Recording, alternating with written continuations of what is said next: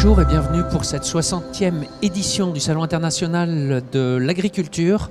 Et donc heureux de vous accueillir sur un plateau télé autour du thème du QR code augmenté GS1 pour la filière vin. Et vous allez découvrir finalement une nouvelle technologie et les multiples bénéfices que celle-ci pourra apporter à la filière vin. Et on va le voir avec nos invités que je suis très heureux d'accueillir. Tout d'abord Madame Barbara Yassiello. Bonjour Madame Yassiello. Bonjour à tous. Vous travaillez donc au sein de la société GS1 France qu'on va décrire juste après et vous êtes plus spécialisé, donc chef de marché vin et spiritueux. Oui, exactement. C'est quand un chef de marché chez GS1, c'est vraiment quelqu'un qui est en contact avec toutes les parties prenantes de la filière, donc les fédérations, les opérateurs, producteurs, metteurs à marché et offreurs de solutions pour comprendre leurs besoins qui peuvent venir d'une réglementation par exemple, ou des besoins business et les aider à les implémenter avec les standards GS1. D'accord. Alors, bonjour Madame Forestier. Bonjour. Donc vous êtes à la tête du vignoble Épiard. Oui, tout à fait. Voilà, en Vendée. Et vous travaillez avec votre frère. Vous avez repris le vignoble familial en 2011 à Saint-Philibert-de-Bouenne, si j'ai bien noté. C'est tout Et bon. petite spécificité, vous êtes en appellation muscadet. Et on va voir dans votre écosystème, et vous allez nous décrire aussi les conséquences, justement, en lien avec cet écosystème, de la vente directe avec une gamme assez large, hein, une quinzaine de vins, soit conditionnés en bouteille, soit en bib. Et vous y tenez, vigneron indépendant. Exactement. Merci beaucoup. À ma gauche, Monsieur Paul Bounot, donc également de GS1 France. Bonjour. Monsieur Bounot. Donc, Monsieur Bounot est directeur Community Engagement. Il va nous expliquer un petit peu comment il intervient dans ces programmes-là. Il a une équipe d'une quinzaine de personnes. Et dans son équipe, dont Madame Yassiello, si j'ai bien compris, des experts par secteur et également des experts par sujets transversaux. Hein, le e-commerce, par exemple. Tout à fait. Bonjour. Et Monsieur donc, Ozanam, Nicolas Ozanam. Bonjour Monsieur Ozanam. Bonjour. Donc vous avez une double casquette ou une double fonction, délégué général de l'Union des maisons et marques de vin, donc les entreprises de négoce en vin en France, et également une fonction plus internationale, délégué général de la Fédération des exportateurs de vins et spiritueux. Absolument, deux fonctions parfaitement complémentaires puisque les entreprises de négoce représentent à peu près 80-85% du chiffre d'affaires export de la filière vin.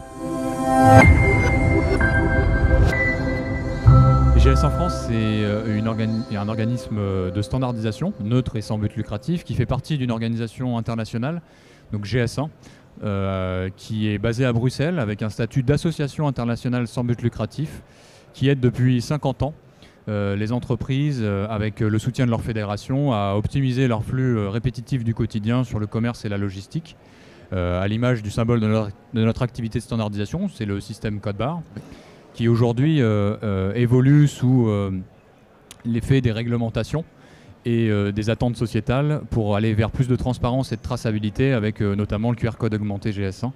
Et pour arriver à aider des filières ou des opérateurs sur des sujets transverses à collaborer, ce qu'on met à profit, c'est toute l'intelligence collective animée notamment par nos équipes pour aider ces acteurs à trouver des solutions communes pour identifier, capturer et partager de la donnée tout au long de chaînes d'approvisionnement qui sont soit de plus en plus complexes, soit de plus en plus attentives à créer des bénéfices et des gains de productivité sur des flux en France et à l'échelle internationale, notamment en réponse à des enjeux liés à l'économie circulaire, sur le cyclage, le réemploi, etc.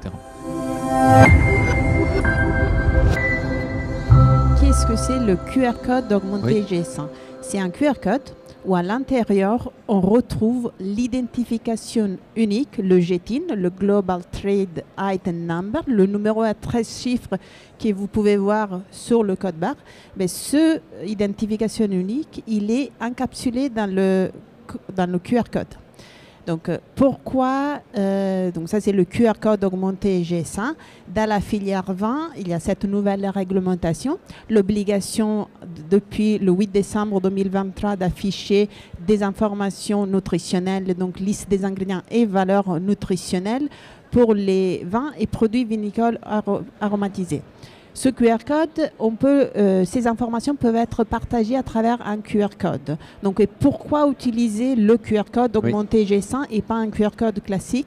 Déjà parce qu'il intègre cette identification unique Donc le vin comme produit, il est identifié uniquement, et aussi parce qu'à terme, l'ambition de GS1, c'est de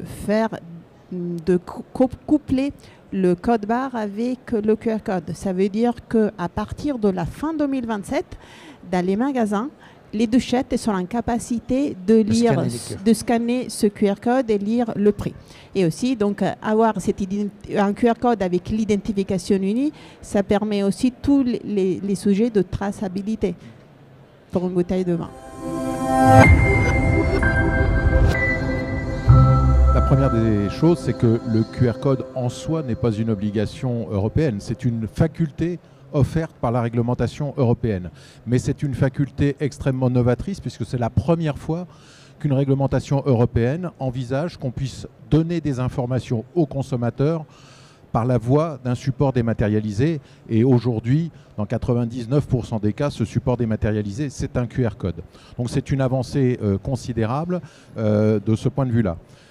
La question de est-ce qu'on peut mettre d'autres informations via le QR code? Alors c'est d'ores et déjà envisagé, puisqu'il y a maintenant des textes communautaires qui sont en préparation, qui envisagent, typiquement sur la nature des matériaux d'emballage, de pouvoir fournir ces informations par le canal d'un QR code aussi de manière dématérialisée. Donc on voit que ce QR code peut accumuler des couches différentes d'informations qui vont venir se compléter.